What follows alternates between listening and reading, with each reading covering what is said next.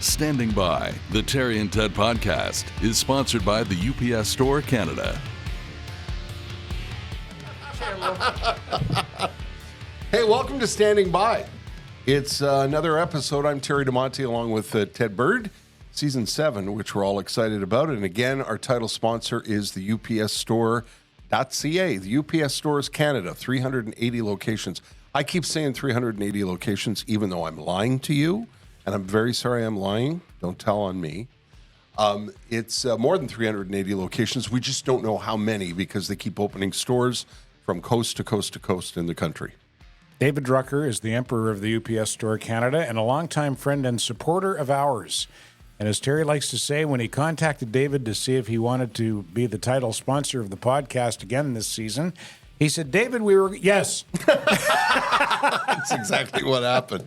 David's been one of our biggest supporters for years. Sure has. And I'm actually thrilled because I said to Ted, I actually get excited when I go to a UPS store. Because when you go to a UPS store, you're either picking something up, which is exciting. You're getting a package you don't know, unless it's coming from a lawyer. Or you've got something to ship. You're sending it to friends. Or you're running a small business and you're getting all your products out to your customers. Or you're getting your passport picture taken because you're going away on vacation. And they can handle all of it for you. Even if you got something that you want to send to your kids, maybe your kids are in university in Kingston or in, I was going to say Regina, but who goes to school? Nobody There's goes a University of Regina, I think. I'm sure. Did you say University of Vagina? Regina. Okay. Regina. Okay, well, we're getting there, though. We'll get to the vagina. We'll get to that in a minute. Anyway, I'm sure David's thrilled with this particular commercial. If you're sending something across the country, they can pack it for you, show you how fragile stuff can arrive undamaged, get it there quickly, promptly, and it's a one-stop shop if you're running a business or you've got to solve a shipping problem. And all you have to do is go to the upsstore.ca, find the one nearest you, and meet your local UPS store entrepreneur who's an entrepreneur maybe just like you running the store in the community. There's so many of them, easy to find, and boy, they're just a terrific help. And just before we get started, travel assistance provided by the Fairfield Inn and Suites by Marriott. Yes, just by the Dorval Airport. Thank you, Paul. You and your staff have been amazing. Introduce our guest, Ted. Our guest is a friend of mine and the deliverer of at least one of my children. That's right. Allison Bird. Allison Bird is not our guest. Dr. Cleve Ziegler is our guest. He is the head of obstetrics and gynecology at the Jewish General Hospital in Montreal. Are you the official head now, or still the acting head? Clarify that in case my colleagues. Still the acting head? No, I'm director of gynecology. Oh, I'm sorry. Yeah, okay. I was just going Not off of obstetrics. I was just going off of what From I saw my bio online. from the 1970s. Thanks. Anyway, more than anything, Cleve is a good friend, and he's a funny guy, and he's an interesting guy. Yes. And I thought he would make a good guest. Yeah, because Ted, we don't talk about vaginas enough on the podcast. I'm here to shed light. Ted said to me, I'm thinking about having Cleve. I said, what does Cleve do? And you told me, and I said, why How do we work that one in? And you said, this is going to be entertaining and fun. And as after that, Cleve, we started to talk about all kinds of things that we're excited to ask you about. Thank you for spending the time. How do you even find the time? It was, to be honest, today a little tough. I had to sort of adjust the schedule. Yeah. But I got it out on time. I'm actually on call tonight. Are you really? And I have to tell you that I am honored to be invited. Oh, I'm really got excited about this. That's very, very When a cool. gynecologist is on call, does that mean in the event that someone goes into labor, is that the emergency that you would be on call for? There are many. First of all, we're one of the few specialties that are physically in the hospital. So I will be sleeping in the hospital tonight. Oh, really? As I have for 30 years when I'm on call. Wow. Yeah. Only 2 people sleep in the hospital at night. The anesthetist, as you're acquainted with, and OBGYNs, because our emergencies happen suddenly, quickly. You need to react very quickly. It's the nature of the game. So, even a surgeon will be called in, but we physically need to be present. It's a rough job. It's not an easy job. No, God, Yeah. no. So you, in an instant, someone makes a decision to wheel somebody in into the OR, and you have to wake up the anesthesiologist. Absolutely, right? Yeah. If they're not at second cup, because they're often having a conflict, right, or doing a crossword puzzle. Right. I hope some of them are listening. So, Cleve, how difficult is that? In terms of preparedness, is it a muscle memory that you snap out of bed and you go into the OR and you're on? It's a great question. So I also often tell my residents, you need to function with your reptilian brain. There's no conscious thought. But remember, these things are rehearsed. I've done hundreds and hundreds, if not thousands, of cesarean sections. The thing about obstetrics is you must be able to react within minutes. A baby in 4 to 5 minutes is compromised. And if you deliver a baby that's asphyxiated and has cerebral palsy, the implications for that kid is lifelong. Settlements in OBGYN, medical legal settlements go into the millions of bucks. And that's the nature of the specialty. Drama happens quickly, but it's also resolved quickly. I like that part of it. You make a good decision, you execute quickly, and you have an impact for somebody lifelong. Are you in a? I'm trying to wrap my head around reacting in the moment in the OR. Is it all instinct? Is it holy fuck, or is it okay? I know what to do. Yeah, here. no, there are situations. Once in a while, there's a book called Flow by this Hungarian guy. His name's unpronounceable, and he talks about how people who have huge experience, hockey player, musician, sooner or later you've done it enough that most of the situations you're comfortable with and you're really operating subconsciously. But there are those situations sometimes we get into that are extreme. And yes, we're human. There are times when we are afraid and we say, wow, this is going to get out of hand very quickly. Fortunately, things generally turn out okay. Experience matters. Ability matters. It's not an easy job. Because when you're making a decision, I had a very brief conversation with Cleve before we got behind the microphones, and we were having a quick conversation about my experience as an open heart surgery patient. And I would imagine, part of the fear of that for me was when you cut me open and you look inside, there's a lot of, I imagined a lot of don't cut the blue wire, cut the red wire kind of, vibe that exists when you're doing it. Right. And everybody in the medical community at Vancouver General said, listen, we do 4 or 5 of these a day. It's very routine. And I'm thinking to myself, routine for you, maybe. So ironically, that's the thing about cardiac surgery. It is and I don't want to diminish cardiac surgeons, but I have a couple friends who are cardiac anesthetists. Right. And it is a very stereotypical operation. It is. It's a bypass. They're going to put this tube to that tube. Of course, there are surprises. Yes. Of course, there are dramas. Yes. But unlike other surgeries where you open up and you don't know what you're going to find, okay, with cardiac surgery, you generally know what you're going to find. There are variations in anatomy, but a heart's a heart, and this tube is going to go to that tube. So, and they know where my valve was, obviously, and they knew how to pull it out and put the new one in. They do 2 operations, a bypass and a valve. Those are the 2 operations, with all the subtleties that go with them. Yeah. But it's not like a wide range unless you're doing a cardiac transplant, Right. which is super rare. Right. The bread and butter, meat and potatoes operation is a bypass. And they do it a lot, and it's autopilot often. Let me ask you a question that I've always wanted to ask my colorectal surgeon, Dr. Lieberman. Why did you decide to go into the field, the specialty that you went into? I've always wanted to say to Dr. Lieberman, what made you want to look inside? Yeah. Well, there. Yeah, for Lieberman, the answer is colorectal surgery is fun. You're operating on people. No, it is fun.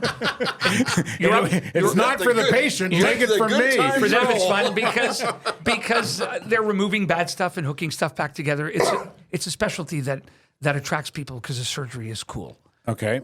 In OBGYN, it had nothing to do with gynecology. In fact, as a medical student at Mount Sinai Hospital in Toronto, I was kicked out of every labor and delivery room. Who's the student? I don't want him. So I had a horrible experience as a medical student. Yeah. But then I did a rotating internship at Scarborough General, which was a big hospital out in Scarborough. Yeah. And there were no prima donnas. There were no residents. It was only rotating interns. So we had an enormous experience. It was very positive. It was all about the fact that the dramas are very big. They happen very quickly, and they're resolved very quickly. That goes to my temperament. I'm impatient, but I like to do things quickly. So it's a specialty that just jibed with my personality. Today, very few men are going into OBGYN. It is like in medicine in general, more than 50% of the class today is women. And in my specialty, understandably, it is dominated by women. Okay. So men are a minority. I think that's not so great because men have a lot to offer in OBGYN. Gender doesn't confer ability, compassion, skill. Professionalism. And well, nobody would accuse me of that one, but everything else, I seem to have gotten nailed. The professionalism part, a little shaky. Did it have anything to do, Cleve, with the there's a joy in bringing life into the world? It had to do with making a difference. So, if you're an internal medicine doctor, you are keeping, for the most part, older, sicker people alive a little bit longer. And the evenings were resuscitating people who wisdom would have told you, maybe it's time to just let them move on. Yeah. In OBGYN, you're making a difference. Yeah. You make the right call, things turn out great. You make the bad call, things turn out badly. So is the ability to have an impact and really feel you had an impact. That's what did it for me. You're talking about drama, and this is something I hear doctors that I got to know well over the years talk about all the time. You talk about ego in show business. Oh, wow. The ego in the medical world is like some of the stories I've heard are astonishing about the preening and the egomaniacs that are, it scares me a little bit to think that there's, some guy whose ego is running away with him standing in the OR pointing at people saying, get out, and do that whole drama thing that you kind of alluded to. That's just part of the medical community? So medicine attracts people with OCD, people who are narcissists, even a few sociopaths in there who end up going into pathology or something where they don't have to deal with people. But what is no longer tolerated in medicine is the kind of behavior you're talking about. Okay. Today, if I dared have an outburst like that in the OR, Yeah. I'd hear about it 5 minutes later. Really? So the culture has That's nice to changed hear. dramatically, in my opinion, a little too much. So we get the fact that everybody wants a safe space these days and that the new nursing recruit has no experience and you should be nice to her. But shit happens. Yep. There's still a patient at the end of this, and there has to be a little bit of latitude for us to blow off steam. Yep. Not to be abusive. No. I've actually gotten in trouble twice in the past few months because I was called in to what was already a bad situation, walked in as I always do. You have to have a bit of situational awareness in medicine, that ability to walk in and know what's going on, who's here, what's the situation, and assert yourself. So in these cases, I saw a nurse who was clearly out of her element, a training nurse, deer, eyes wide open. And I looked and I said, please step aside. I need an experienced nurse. And I got in trouble for that. Now, that's a mile away from calling somebody an idiot, and it's 10 miles away from throwing an instrument at somebody, which people used to do. But the culture in medicine has changed. But the culture in the world has changed. Absolutely. And it's obviously leaked into the OR. Big time. Well, and that is unconscionable to me, especially in an operating room. Well, that sounds Someone's to me... got to, somebody's got to be the boss. Someone has to fly the plane. Yeah, well, what was the upshot of that, Cleve? You say you got in trouble for it. Was it not the right call to get the person who was the deer in the headlights out of the way and get an experienced nurse in there? Is that not the right call in that situation? So first of all, I said nothing offensive in either case to the person, but I did say matter-of-factly, this is beyond what you're able to do with the And moment. You have to firmly. step aside firmly. Yeah. Quite, nobody even heard it. It was the nurse who heard it. Right. Nobody in the room said, I can't believe Ziegler blew it. So I the didn't. nurse you said it to is the one who So complained. it's what typically happens to him. She went to her supervisor who went to, before you knew it, I was having a conversation with the chief of surgery and the director of nursing. Well, this is unacceptable. I said, ladies, do you understand the context that I was in? Do you understand that I was called in by a colleague an hour into a surgery where a patient was exsanguinating and I had to take charge. What's that mean? Bleeding out. Wow. I said, if I'm in that situation tomorrow, I'll make the same decision again. I said nothing to denigrate or offend anybody, but that's their hope. We have a crisis in medicine today. Retention and recruitment of nurses is a big, big problem. So obviously it's understandable. They're doing what they can to protect and retain nurses. Right. But it's like everything, the pendulum has gone a little bit too far, I think. I'm sitting here. I'm just getting angry listening to the story because there's an absurdity to that I just do not understand. I get it. you can't, it's not 1965. I understand that. Shouldn't be throwing shit in the operating room. But sometimes, and I don't think just in medicine, I think in a lot of places, and I was the recipient of that, sometimes you have to be dealt with firmly and calmly. And that doesn't mean you get to cry. And it doesn't mean you get to stamp your feet. And it doesn't mean you get to complain. If you cannot take that kind of direction, and you cannot command an understanding of the moment in time and what was happening, you're in the wrong profession. Get out. So I think so too. I think nurses need to learn a bit of resilience, but this is not limited to nurses. When we look at our medical students today and our residents, the life that they have is dramatically different. The relationship we had in training was that an attending doctor would give of himself by teaching you, by letting you practice the craft, but you gave back dedicated service. Just to give it context, we're talking 40 years ago. Yeah, exactly. Okay. Well, I just want to give it context. So, I did my residency from 1989 to 1993. Okay. Closer to 30. So 30 years ago. And that was the traditional relationship.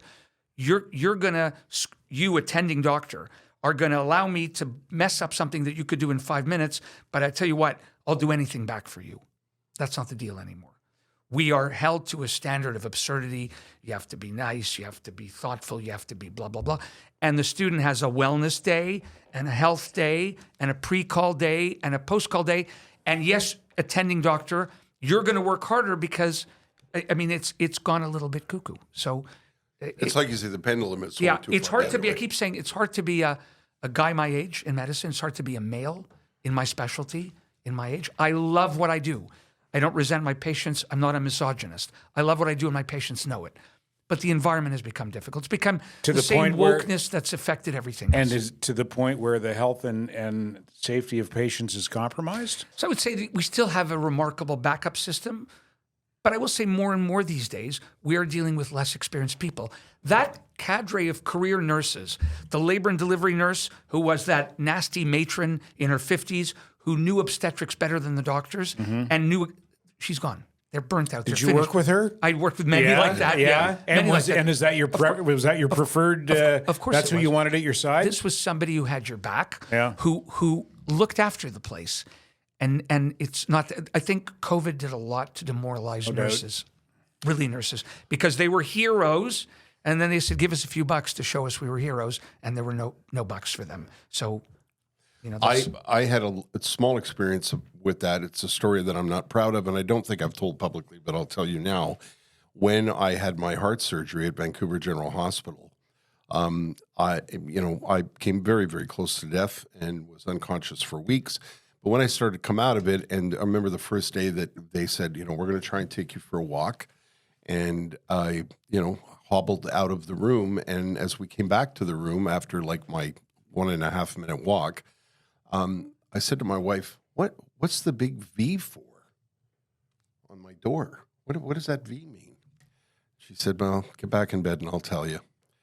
And under serious levels of medication in the cardiac ICU, apparently I swung.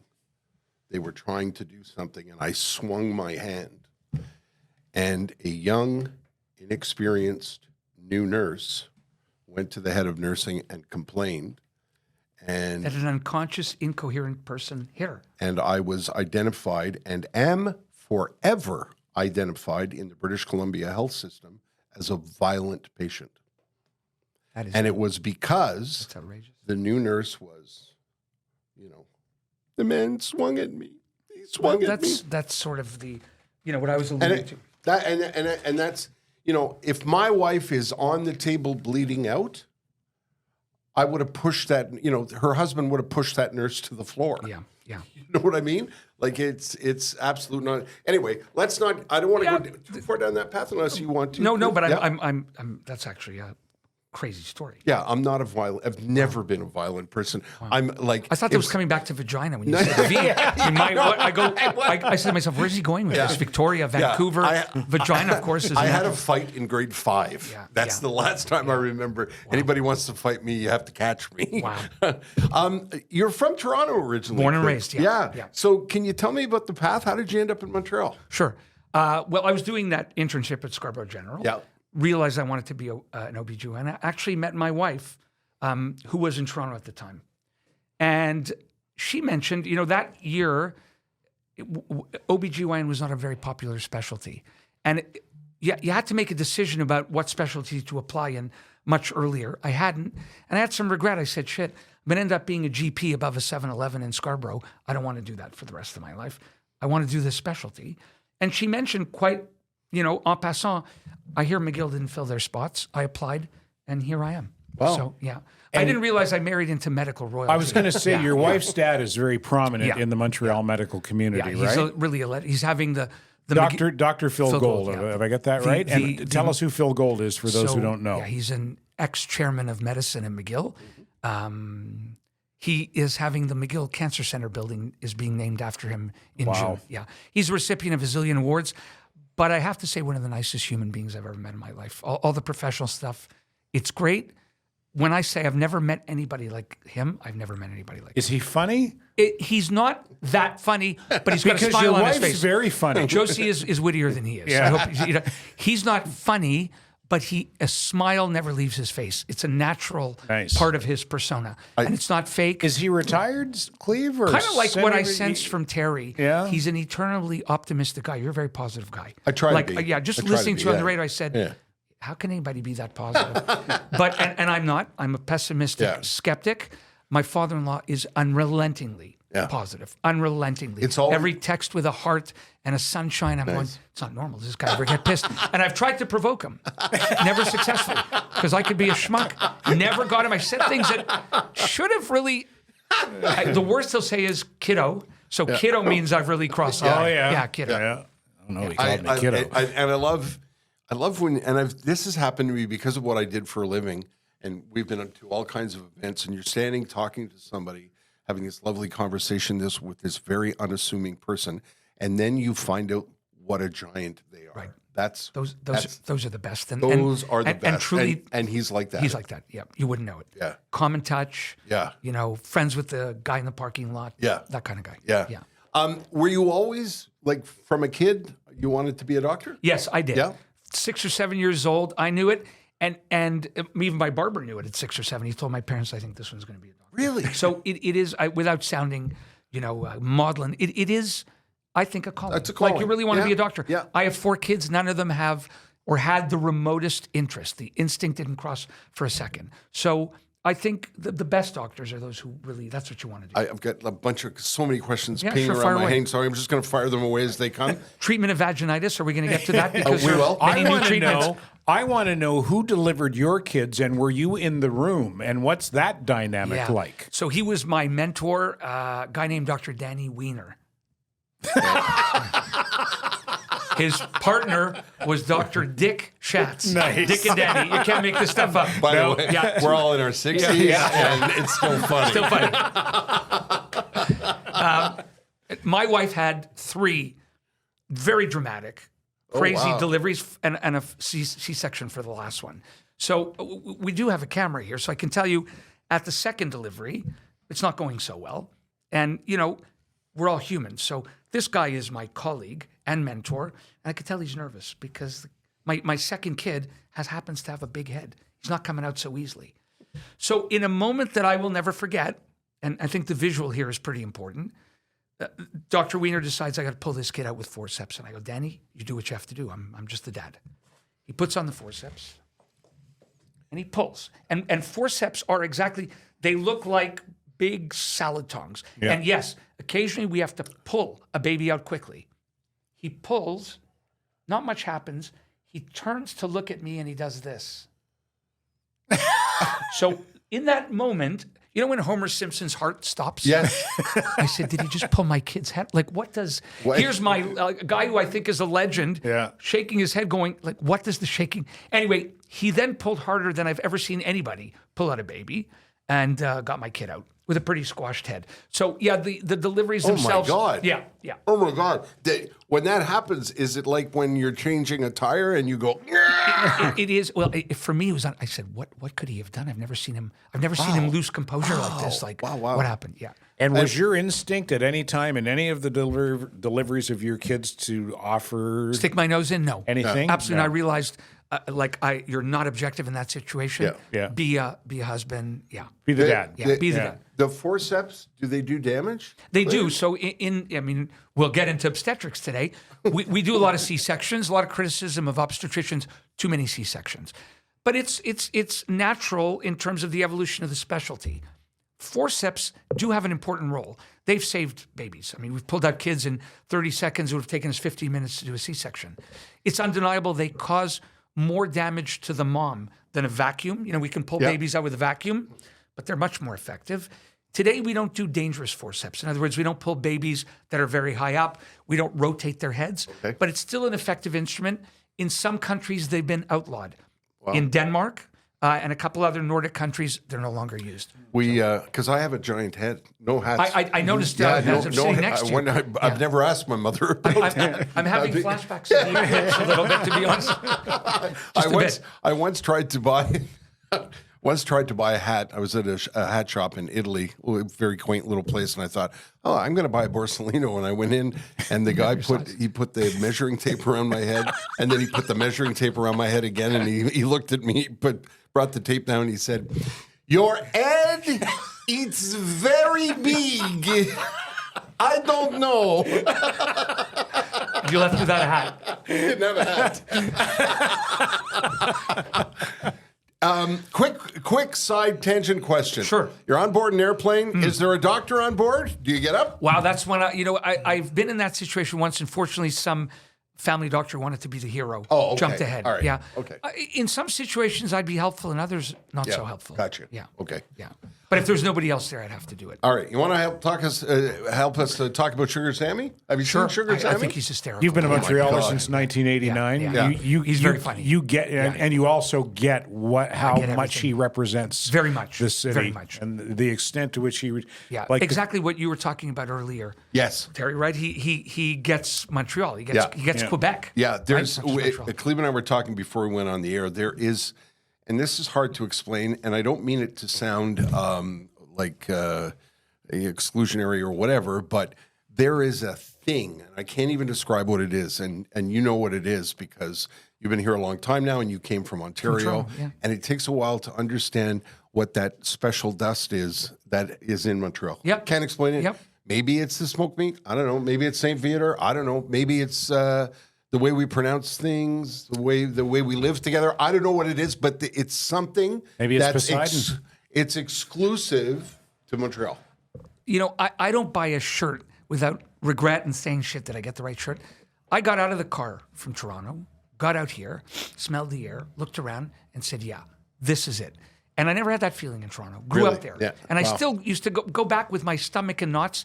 You come to Montreal, and there's something special about it. There is no question. Yeah, we were out for dinner last night, and I said to Ted, living where I live now on the West Coast, it just walking down Peel to a small Italian restaurant that's owned by a family that's next to Chez Perret, which is a blocks away from the Bell Center. There's just something about it that's vraiment Montrealais. Did the French ever, the French language thing ever scare you away? Or no, it wasn't an issue. My mother was from Morocco. So I grew up as a little kid hearing French, speaking French, not really because I spoke in English to my friends, but my mother would all speak. How many languages do you speak? I just speak French and English. Right, so you were speaking Greek a little bit. You're doing pretty good talk there. about that. Yeah. Sugar Sammy is one of the funniest men on the planet, and he's a sponsor of this podcast, believe it or not, and one of the most successful comedy shows of all time, and certainly the first bilingual comedy show in the history of the world was called You're Gonna Rear. And now he's doing You're Gonna Rear 2. And Sammy said in his note to me, tell people to come see what all the outrage is about. Because, he outrages some Quebec media people and politicians and entertainers. And as Sammy likes to say, I spare no one. And if you sit in the front row, get ready because you're going to be part of the show. He's got new shows. All of 2023 was completely sold out. 2024, the new dates are now sold out until September. He's added some new shows, but I'm telling you, if you don't act quickly and get tickets, you're going to be beat. And he's not exclusively Montreal. No. He plays all around the world. Been in Paris, right? Yeah. Well, yeah, he lives. He's I become think he lives part time at least in France, he's right? on. And he makes fun of them too. He makes Yes. fun of their Yeah, French, yeah, which yeah, is very yeah, funny. yeah. They're Yeah. snooty French. He's actually now quite a famous personality. He can't walk the streets of Paris without being instantly recognized because he's on the French version of America's Got Talent. That's right. He's one of the judges. And he's also touring in the States. So, and he's on the road what in I was America. getting to is that he's got that You're Gonna Rear show that is uniquely Montreal, but he can just as easily go do an hour and a half set in the States and adjust. Agreed. He took that bilingual show across the country. He played that bilingual show Did you see it in Vancouver? I did. Yeah. And? Oh, it was terrific. And it went over great. And a couple of people said, "Oh, I didn't know you were going to be speaking French." And he went after them like you can't believe. Anyway, I'm telling you, Sugar Sammy is an absolute delight, and he also happens to be one of the nicest human beings I know.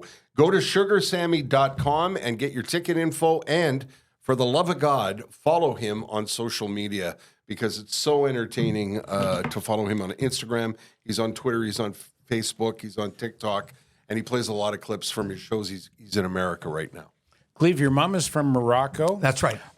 Is your mother a Holocaust survivor? No. Moroccans were spared all that stuff. Yeah, the Germans were in Casablanca, as you know. Yeah, yes, yeah. But their king, Mohammed V, refused to hand them over and said no. Wow. Yeah. Wow, It was I didn't know quite that. an amazing gesture. But your father is a Holocaust survivor. Different was, yeah. It was, different- From very different story. From Czechoslovakia? From Slovakia. So not the Czech Slovakia, eh? Republic, Okay. the other half. Yeah. So at what point in your upbringing did you realize that your father had gone through this horrific experience? I mean, I guess as a young kid, for sure. Right. Yeah. My father didn't talk too much, but his whatever extended family survived were a little more chatty than him. So he had three nieces. Their story is actually fascinating. They're the subject of a book. I don't want to digress too quick, but this is my father's story.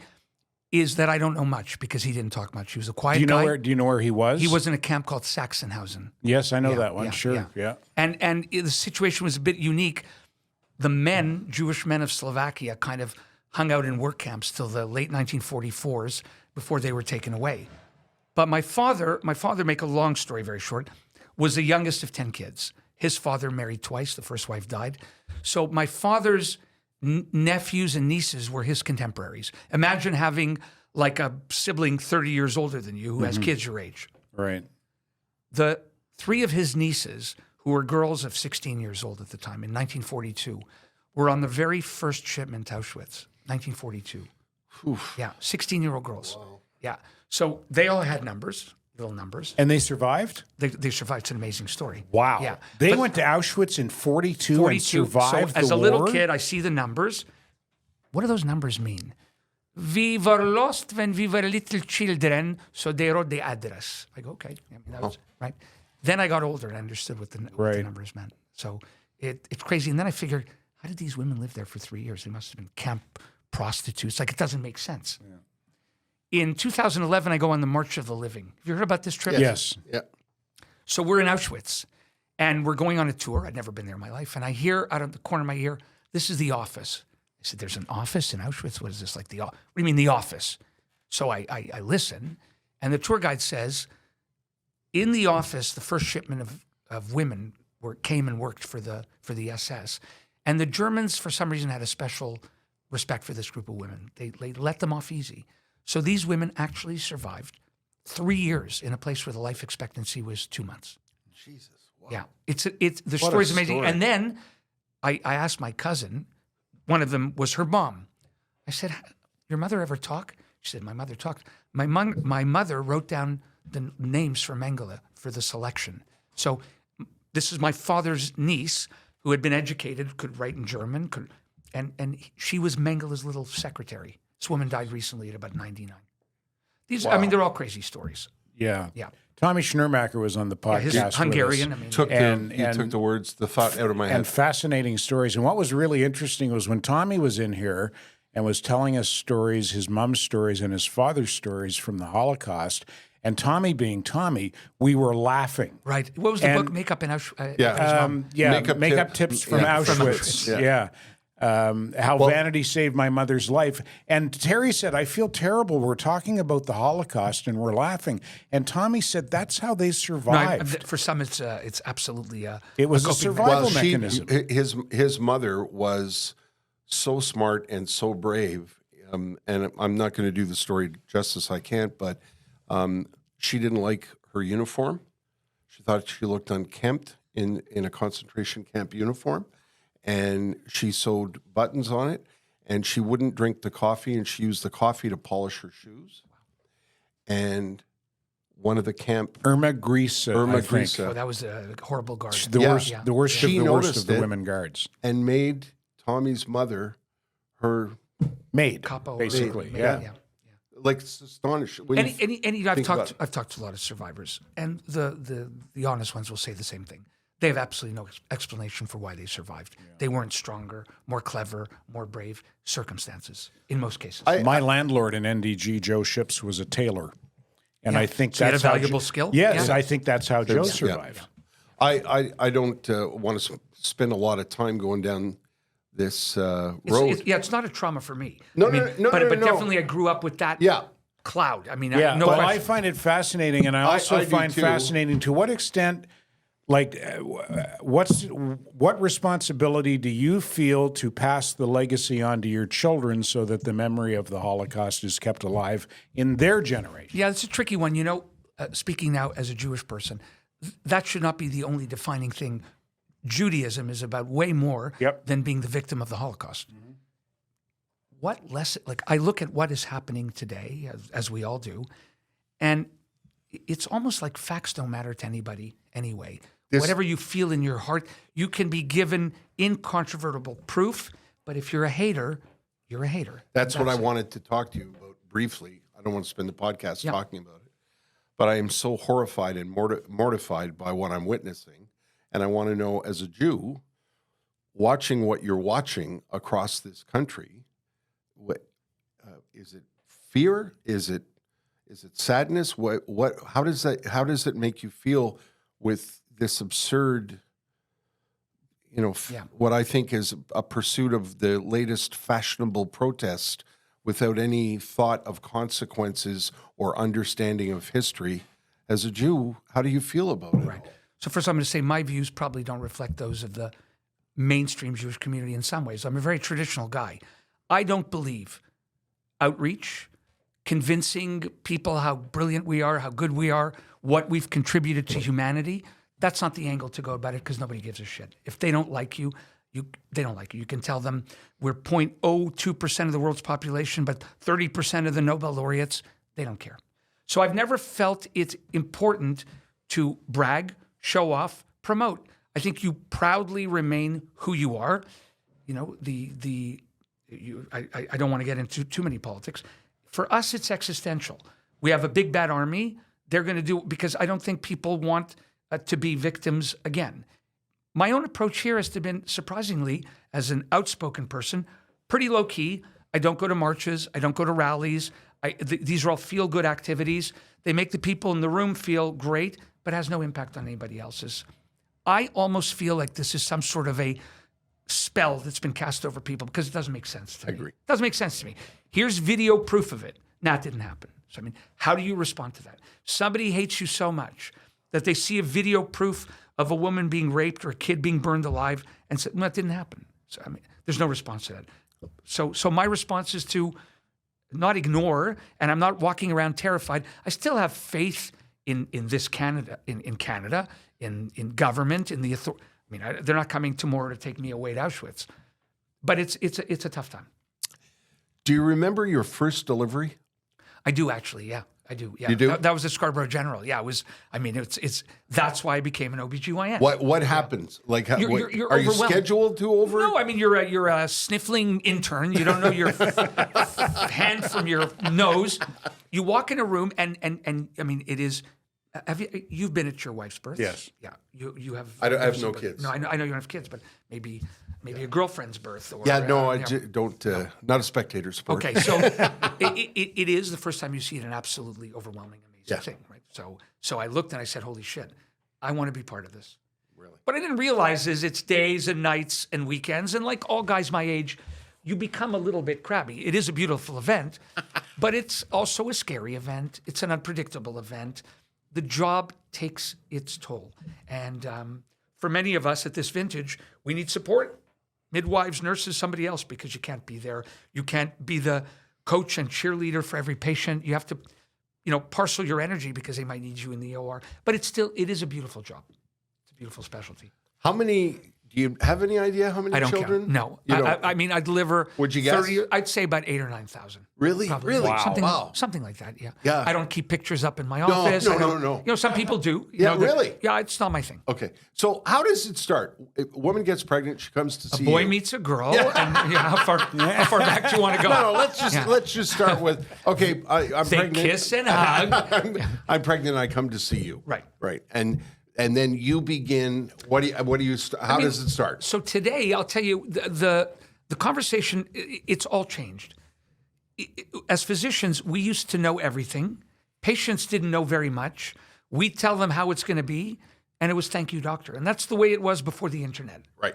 Then the internet came and made the patient our equal. They have access to the same information, but without the perspective. So now they're going to tell us how it's going to be. Also, without the school. Well, it's not so much the education, but it's perspective.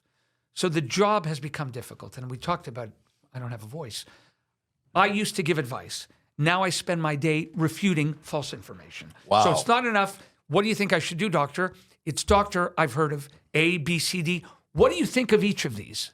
I mean, it's never ending. Yeah. So that's how medicine has changed. Obstetrics used to be, don't smoke, don't drink, take a vitamin, come back next month. Now with the first visit, we're already delving into complicated conversations about screening for Down syndrome. So at the first visit of what's arguably the most joyous moment, we're already talking about, we may have to do some tests to find out if your kid has Down syndrome because you might have to abort it. That's how it goes. We're introducing people to technology, tests, concepts that are way beyond what they can do. So it's information overload, as it is in much of medicine today. Many options. What do I do? It's more difficult, I think, to be a doctor. How many people come and say, I read if you crush peanuts and tea leaves and drink it just before bedtime. I was looking at WebMD while I was bringing my wife in, and here's what I suggest. How much of that is... We hear plenty of crazy stuff. And, today I saw a woman who came she said, I'm going to start homeopathy. What do you think about that? I said, I don't think it's a credible thing, and I don't even know enough to tell you. So we get drawn into conversations that we never had before. Right. And frankly, we don't want to have. Right. Yeah. I want to say one thing. Yes. It is ultimately about trust. So you, in a short period of time, have to cultivate a relationship with somebody where they trust you. In obstetrics, it's even worse. You come into a room, somebody you've never met before, the baby's heart rate is 80, and you have to tell them, I'm going to put these metal things on your kid's head and pull it out. You cool with that? It's very hard to do that and do it in a way that won't bite back. So that's the way it is today. Have you ever had any dads go, hey, what are you doing? Yeah, what are you, can you tighten it up for me, doctor? Oh, I hate that one. Hey, now it's throwing an extra stitch. Oh my God. Weirdo. How does... Go ahead. I actually have a question, because this has been on my mind for a while, because I've seen it on social media, the extra stitch. Yeah. Has any ever man asked you to loosen it? No, because that is not something that happens. I mean, like one less stitch. Sorry, not loosen it, but... Never had that question. Never, okay. Yeah. On the subject, just to shed some light, we used to routinely make an episiotomy when a baby was born. That means we take a pair of scissors and make an incision between the vagina and the anus so the kid would come out. Don't pass out. Now, just to show you how medicine has become stupid, that was often unnecessary. And women, I think appropriately, said, hey, why are you cutting me there? Just let the baby come out, because in many cases, the baby will slip out without a tear. It's rare for first kid. But because it became to be seen as almost a violent act to make that incision, now obstetricians and the trainees and the students stand back watch a woman push for much longer than she should with a baby that ain't coming out. When it comes out, it's going to tear, and all you got to do is make a little snip. Yep. And when I do that, the trainees look at me because nobody does it anymore. I'm saying this is not an act of aggression. It's an act to put this woman out of her misery. It's an act of mercy, and it's going to be fixed up perfectly. The process. Right? So it's how everything in medicine has been so imbued with woke that even an act like that is now microanalyzed. It's become crazy. There's a segue for you, Tara. The question you wanted to ask Cleve about the person who couldn't decide which. Yes. Go ahead. Yes. Go ahead, caller. Are we going into gender issues? Well, I was curious. I was reading the story about because I'm a live and let live kind of guy. I don't hate anybody, and fly your flag and do your thing and live with, and put a suit on, put a dress on. I don't care. But I was stunned. I'm reading the National Post last week, and OHIP has gone to the Supreme Court in Ontario because there is a transgender person who wants the vagina to be next to the penis and wants to have both of them. Wow. And I was wondering, from a medical point of view, because I have a penis, I don't know where you would put my vagina. So I was wondering if that's medically possible and ethically, where does that fall? So, two separate questions. Surgically, transgender surgery is a well-established surgery. One of the largest centers in the world is here in Montreal and does more transgender surgery, female to male, male to female, than almost anywhere in the world. So I certainly am well aware the technical aspects of both those surgeries. Like many things, to a non-surgical person, you'd look at with horror. We do a lot of things in surgery that a layperson would look at and say, I can't believe you did that. So that's not a fair way to judge it. I have never heard of creating both. So that to me would be surgically, medically, something I've never heard of. So medically, let's say it's easier to make a vagina than a penis. Okay, so but when you make a vagina, you remove the testicles and you remove the penis. If it's a formal male to female transgender, right? Yes. And the vagina is, I'm assuming, your audience is not going to be able to handle this. Okay, you use various tissues to create a new vagina, ranging from scrotal skin to penile skin to colon. Okay. Yeah. And you want to change the subject? No, I want to know if they are functional, sexual, and or reproductive organs. Yeah. So for sure, reproduction is not possible. Okay. Number one, a receptive vagina does function in that way, though it doesn't lubricate or behave like a natural vagina. Is there sensation? Not the same. These neo-vaginas are often subject to various infections that a normal vagina wouldn't be. So it's not a bad substitute, but it's not the same thing. But the idea of one next to the other is I never heard that. Probably. I mean, that to me is absurd. Okay. I don't think a public medical system should fund it. No. And even I'm not sure a physician should even be involved in something. The NHS is in Britain is reviewing, and correct me if I'm wrong here, I think they're reviewing the whole trans thing as it pertains to minors. Have I got that right? Yeah. Not adults, minors. Have I got that right? I believe that's the general trend even in North America too, to reconsider this carefully in under 18-year-olds and to allow adults to make an informed decision. You mentioned the health system, Cleve. You've been in it how many years now? 30. So you've watched it. There's been a denigration, I guess, of the public healthcare system. Without question. Various reasons. Would you like to opine on that? Yes. Yeah, I've been waiting all day. Okay. Yeah. Thank you. Please. So everyone has their own perspective on the medical system. Mine is that of a more than average busy doctor who sees, I think, the entire spectrum of humanity. I work at the Jewish General Hospital, which is the most multicultural place in the country, actually, even more than in Toronto. And I also have an office across the street, but I see human beings. I think our medical system has some fundamentals that are great. I think the idea that people should feel that there's not a threat of bankruptcy if they have a serious medical illness. Yes. That's what it was initially developed for, right? Tommy Douglas, it was so people don't get bankrupt for serious illness. We cannot provide everything to everyone for nothing. That's what it comes down to. It is impossible. There are a few abuses of the system that have to be fixed, and I don't know why there's no brave politician, policy wonk, somebody who says, we can't do that anymore.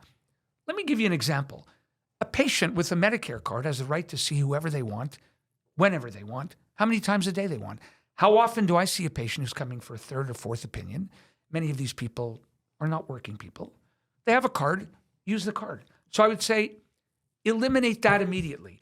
Medicare should pay for a medical opinion, but you want a second one, you pay for it. You want a third one, you pay for it. That alone, I think, would save a ton of money. There is a push in surgery to do cool stuff with cool technology, and I don't want to seem like regressive person. A lot of these technologies are unproven. They're unproven in terms of real benefit at the end of the day. Do patients live longer, better? I don't want to, we're not going to go back to cutting everybody open. There's certainly advantages in surgery. But there is an embrace of sophisticated, sexy technology because it looks good for the PR of the hospital or it looks good for the ego of the doctor that to me are of dubious benefit. There are billions of dollars wasted in operating. Can you give us some examples, Cleve? I happen to have been, and oh boy, if my colleagues here, they're going to be pissed, a critic of robotic surgery. So surgical robot is used today. In some ways, it has improved care of patients who benefit from that surgery. For example, morbidly obese people in whom surgery is technically very difficult. There's no question. Robotic surgery for them improves their outcome. Robotic surgery meaning surgery done as opposed to by a robot as opposed to by a person? It's still laparoscopy. In other words, instead of cutting you open, we make small little incisions, we insert our instruments, but rather than using our hands, they're hooked up to a robot instruments. And you're sitting at a desk. Right. The literature shows that in terms of cancer, you don't live longer if you have robotic surgery. The cancer is not cured if it's not curable. The expense is significant. And if this was used appropriately, money would be saved too. So I have been, in my own place, quite an outspoken critic of some of these ultra-long, ultra-high-tech surgeries that are done for dubious benefit. I was availed myself of private healthcare when I lived in Quebec. Sure. And it is unavailable in British Columbia by law. I know that. And the system in British Columbia is hanging on by a thread. And I wondered what your thoughts were on if you have the ability and the resources, should you be able to avail yourself of private healthcare? I think there are only 4 places in the world where there's no two-tiered health: Cuba, Angola, Canada, North Korea. There you go. Yeah, right. Every other country, you want go private. This fear that doctors will abandon the public system, I think, is false. And I'll say that. I have a lot of colleagues. The coolest and most interesting stuff we do is not office-based. It's the stuff I do in the hospital. Yeah. I won't give that up. Yeah. So I could be a private doctor tomorrow. Other colleagues have. I know a couple of urologists, plastic surgeons who said, I'm out, I've had enough. Most doctors I know are still motivated, decent people who are doctors because they want to be doctors. They don't want to miss out on the cool stuff. The most absurd thing that I ever heard in terms of decisions about healthcare was a number of years ago. I've had, I think, 4 colonoscopies now, or 3. My first 2 were done by private clinics. Right. And what I thought, Cleve, was, okay, this is going to cost me $1,000. I'm going to get $800 back from my insurance, and I'm going to get out of the way of the lineup. Win, win, win. That's what I think. Right. And the government goes, no, that's not happening. Right. If you do that, you're out. Right. And the clinics all closed down. Yeah, they did. And now there's people waiting for colonoscopies for a year. The government recalibrated. They did something decent. They contracted out with these private surgical centers. For example, I regularly go to Rockland MD. Okay. Rockland MD is a private surgical center, but Quebec has contracted them to do. So patient doesn't get hurt. There's no charge for them. I bill the government, but it gets done in a much more efficient way. Right. There's one other thing I want to touch on, and I don't mean being a bit controversial here. My parents were immigrants to this country. So I'm not speaking like some lunatic, right-wing, hate all immigrants. My parents are immigrants. I know where I come from. But they came here, and they came, and they worked, and they contributed, and they did what they had to do. It is unsustainable that we have the influx of immigrants that we have now, refugee claimants primarily, who come from wherever they come with an iPhone. very well rehearsed and very well practiced, who immediately upon arrival have the same access to an MRI and an operating room that a schmuck like this who's been here paying taxes for 40, it is also unsustainable. The daily influx, it's tens of thousands of people in an already strapped healthcare system. That solution is not local, it's bigger than that. We're not here to talk about it today, but there has to be some effort there. We already have a system that's on the edge. It can't possibly continue. So there are at least three big things that I think should change. The problem is with the discussion we're having, as you pointed out, people don't think about, people can't put different thoughts in boxes now. Because you say that we can't handle that influx of people from other places doesn't mean you're anti-immigrant or racist or right-wing or whatever, label that people want to put on you. It's just some facts to try and help address the problem. But in the world we live in today, if you express any kind of opinion that is counter to the current fashion, people shout you down. Yeah. And nothing gets done. Right. And I'm afraid what's going to happen is people are going to wake up when everything's broken. Right. It's coming close. I also wonder where are the middle of the road kind of average people, and how do they not rise into positions of leadership and say, okay, that's too much. That's somewhere in the middle, the sweet spot. Well, and to me, Canadians were always that. We were. We were always in the middle somewhere. Yeah. It's like, I like to save my money, but I don't hate anybody. Right.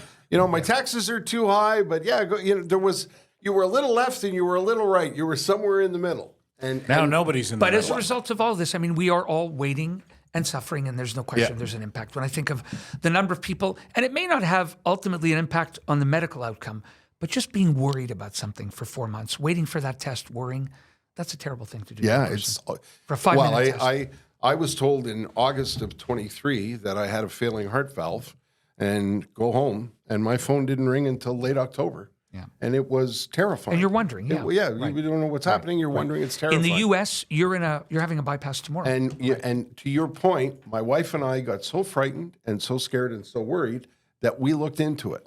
And the operation itself was, I think, $400,000. Jesus. And then, if I had been in America with the complications that I had, we would have lost everything. They would have been bankrupt. Yeah, we would have been bankrupt. Yep. What do you tell kids today who come to you and say, "Hey, doctor, I'd like to pursue the profession"? What do you tell them? Yeah, you could see it in them. I mean, if they really want to do it, do it. Yeah. But it's a long road. You have to want to do this. It's that simple. You have to want to be a doctor. So you're not thinking like, I'd like to have a Porsche one day. No. I want to be a doctor. So it's high school, and then it's high school. It's an undergraduate degree, though. McGill takes people in right out of. They have called a Med P program, which I don't think is a great idea. They take people who haven't really had an undergraduate degree. Today, it's medical school, followed by either 2 years to become a family physician. People don't want to be family doctors anymore. They have hundreds of unclaimed spots for residencies in family medicine because it's a horrible job. It's paperwork. It's not a pleasant job. Nobody wants to be a GP. Or very competitive to be a specialist. So it's normally 4 or 5 years of training after medical school. And that's not enough because if you want a job in a metropolitan area, it's another year or 2 of fellowship training. It's a long ride. How old were you when you first? Not that old, 30, 31. Yeah. Wow, yeah. That is a long road. Yeah. Yeah. I was passionate. At 31, I was like 13 years into my radio career. Yeah, I got a couple sons who are lawyers. Yeah. They're not thrilled about their jobs. Neither of them. Like it's kind of a means to an end. Yeah. And one of them, who regularly gets pissed at me, said, he said, you just don't understand it. You like your job.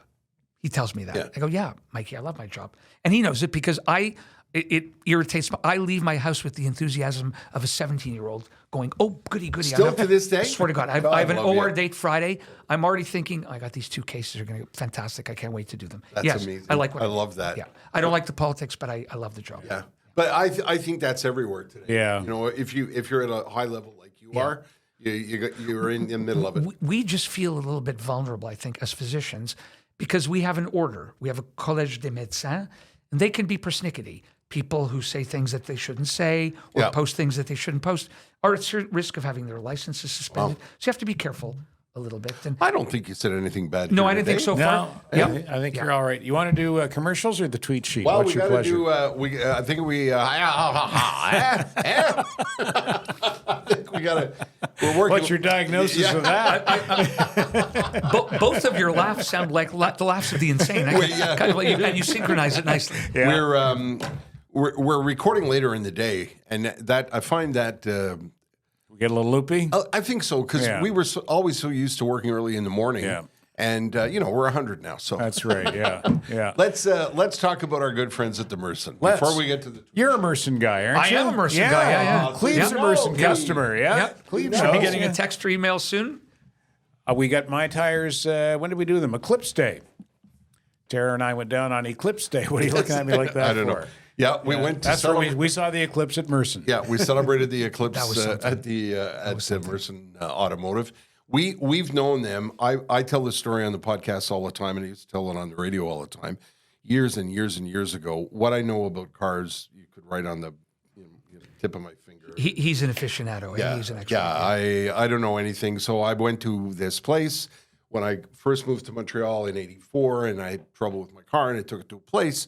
And I got tooken big time. Yeah, for some tires. And somebody said you should have taken it to the Mersons. And I asked who it was, and I met Bonnie and Mark, and they said, no, you didn't need that work, and no, we're not doing that. You don't have to have that done. We'll do that next fall. Honest people. Honest, good, decent people running this family-run business. And to me, if you have a relatively small business like that in this day and age of corporate behemoths, I guess you would say, they're a big shop, but they're, a small family-run business.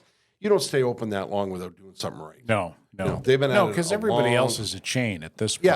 Yeah. More than a doctor. The guy who fixes your car, you got to have trust. That's right. I'm not kidding. Because if they tell you... Hairdresser and doctor, you got to trust. You tell them, if somebody says to you, don't need it. your chicken pits is done, you have to say, well, okay, go ahead, do it. Yep. Because I don't know. I don't even know what a shiggin' pits is. So do what you have to Just do. next to the carburetor. Did you find the Mersons through Montreal Jewish geography, or did you find them from listening to him on show? I think probably from listening to him on show. Yeah, it's down on Cavendish, so I'm in Côte Saint. There you go. Very convenient, There you go. Yeah. The Mersons will look after everything. Of course, their specialty is tires, but even in this day and age of computer-driven cars, they can fix anything, almost everything. Their mechanics are trained to do it all. Electric, hybrid, traditional, internal combustion. Take it to Merson. Yeah. They'll know what to do. You'll love dealing with them. It's mersonauto.com. Yeah. And our other sponsor for this part of the podcast are our good friends at Accutech Electric. Accutech Electric is another family-run business, started in 1995. Talk about a specialist who you want to call. I would probably have a better chance of successfully delivering a baby. No offense, Cleve. Restarting your computer? Than rewiring my house. Restarting my computer I could do. But the important electrical stuff, you know what? I thought about Accutech Electric today as I was driving through my neighborhood. Where I live in Point Claire, there are a lot of those... little post-war veterans housing, the tiny little houses they built for the veterans after the war. But people are buying them up and tearing them down and putting up these monsters. And if you're a buyer, tearer, downer, putter upper of a monster, Accutech Electric is who you want to talk to. Yeah, someone's going to have to put the wiring into that. Yeah, and it shouldn't be Uncle Pete. No. It should be like somebody, it shouldn't be an avid hobbyist. It should be somebody Uncle Pete the pedophile. who knows what they're doing. Commercial electrician, they can do indoor, they can do outdoor, they can do industrial jobs.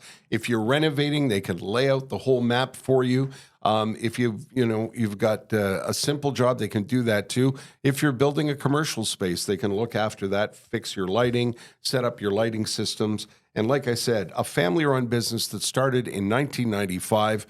And if you go to accutech.ca, you'll be able to read some of the amazing complimentary things that people say about Accutech that have used them. If you've got an electrical issue, if you've got an electrical job, call the people at Accutech or visit their website, Accutech, ACUTECH.ca. And another family-run business like the Mersons. Yep. Yeah, exactly. Tom and Trish at Accutech. I think I was able to find for the tweet sheet 3 tweets about vaginas and or gynecologists. Are you familiar with the tweet sheet, No. Cleve? No. The tweet sheet is something I used to do on the radio before I got fired. And then I would save the ones that I couldn't use on the radio for the podcast. And I try to curate them with the guest in mind. So I did a Google search. I think I just searched Twitter gynecologist and then Twitter vagina. Wow. To see what would come up. And I think I think 3 come up. I think I managed to find 3. Let's see what we've got here.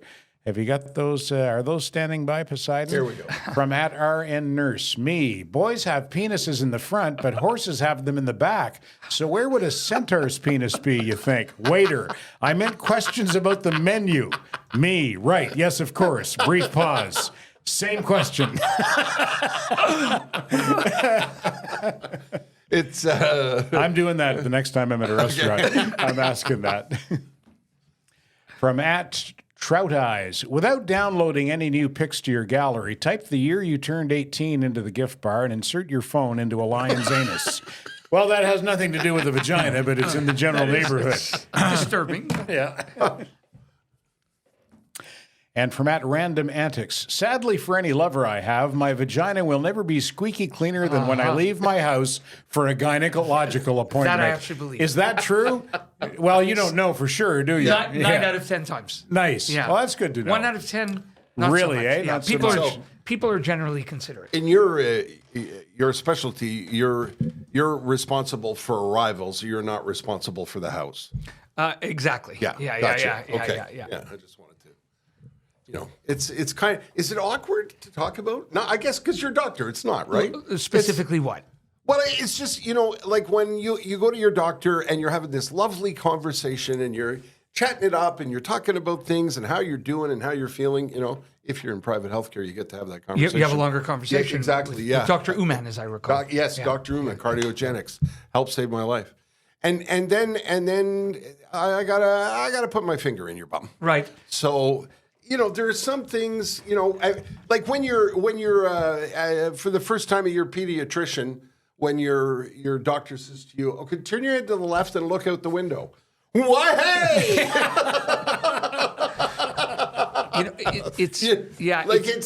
Well, in certain situations, I think what he's saying is in certain situations, a bedside manner is more important than in others. First of all, you have to be, of course, Yes. warm, compassionate, make people comfortable. Yeah. A lot of the things we do are so technical that there's nothing remotely sexual or intimate about it. I'm putting in an IUD or I'm taking a biopsy or a woman's concerned about a fibroid or so the patients who come just to shoot the shit. Very few gynecologists do that anymore. I have trouble telling patients good luck. Many of my colleagues are a little more cynical, say, I'm here only for, you need a pap test, good luck. But you can't find anybody to do a pap test. So I don't really abandon patients. I'm not painting myself to be a great humanitarian. But it means also that I don't give them enormous amounts of time. You came for what you came, I can't. You can't. I can't afford you, basically. And you know this probably from going to Rockland. Yeah. That was one of the things that I found massively beneficial about going to cardiogenics. I would sit down with Dr. Uman, and he would talk to me about, I thought he was talking to me and curious about my life, but he was checking in about my sleep and my stress. Very important, how you're doing, and, all of those things. Yeah. And I get it because I see it now in British Columbia. My doctor, God love him, he doesn't have time. He doesn't have time. He's like, are you here for what? What are you here for today? Yep. And he's got to get me out so we can get to his next appointment. Yep. But don't you think that's a big part of medicine? It is. It's the human part. It's the fun part. Yeah. It's a fine line. If you're too rushed with people, that's... But if you're overindulgent with time, sooner or later that backfires. I've had a couple colleagues burn out because they would spend half an hour, 40, and then at the end of the month, you got to pay the rent, got to pay the secretary. It doesn't make sense. Do you have time for other things? Yeah, I do. You do? Yeah. Do you make time or do you have it? No, absolutely. I work very hard. Yeah. Picked up the bass over the pandemic, so I play a little music. Yeah. That's cool. Yep. Getting pretty good, actually. Read Geddy Lee's book. Yeah, I saw his little speaking tour. Speaking of Holocaust survivors. Yes, his mother His mom, Have you ever seen the interview he did with the New York radio I saw station? a couple of his recent around the book tour. Yeah. Geddy. His name is Geddy. His name's Jerry, and she called him Geddy. That's how she was Gary. Yeah, it's Gary. Gershon is the Hebrew name. Yeah. Are you big? You listened to us when we were at home? You Absolutely. big music fan? The Chili Peppers and Floyd, like all the classics. All the classic rockers. Yeah. And do you have hobbies? Like I ride a bike. I don't play hockey anymore Okay. but I had 4 kids to raise, so I'm pretty busy with them. But I take care of But myself. your kids You are all do. grown now, Yeah. pretty much, are they not? late 20s, and we have an 18-year-old. Oh, okay. Like from a different generation. Right, yeah. From a different generation. Was My he other an kids, oops? he wasn't an oops. It was No? deliberate. My wife said, I want another one. Oh, nice. I said, really? And are they all boys? 4 boys. Yeah. And what are the They challenges? all identify as boys. Yeah. What so are far. what are the challenges, Cleve, with an 18-year-old? It's a different- it's interesting. This is the challenge. Wait, so what was if you're listening, Cleve's holding up his phone. A cell phone. Yeah. So wait, what was the rule in the house? When did they get him? We didn't have rules. We're not a family of rules. Really? My older kids self-regulated somehow. What? Yeah, they had a sense of decency of what was cool, what was not cool. So they did what they wanted? But they didn't do crazy shit. Wow, Like they all interesting. They all drank. They all smoked pot. They all stayed out till 4. Yeah. But this guy is a different kind of guy. Like The 18-year-old. he has attention deficit disorder. Okay. So that makes him a bit different. But so do 40% of kids his age. Like I see them, even the young girls his age who come in for birth control. I can't remember to take a pill. I heard there's an implant. People are distracted. They are. And do you think it's the phone that's I think it is too, because I behind it see all? plenty of adults, women, highly functioning women, mid-30s to mid-40s. Prenez des médicaments, madame? Oui, j'ai des problèmes d'attention. I'm going, why is everybody on Adderall and everybody's on... What's happened?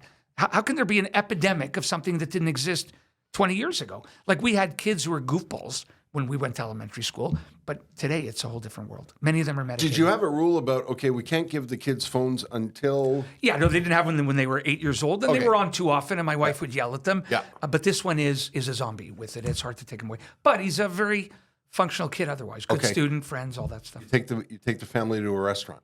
Yeah. Phones allowed at the table? It happens rarely now, and no. So we're not all sitting at the table with Okay. our phones out. That's gross. Yeah. Pretty good French for a guy from Toronto. Well, I was just- absolument. Je parle un très bon français. Yeah, ben oui. And also an excellent Greek accent, right? Yes. Hey, Poseidon. I can confirm. I heurd it earlier, and he said something that made me realize he knows Greeks very well. He said the word fakelaki, which This is a special word. It means black money under the table. Like if you want medical care in Athens, you say, my friend, maybe I have some American dollars for you. So you will fix my heart.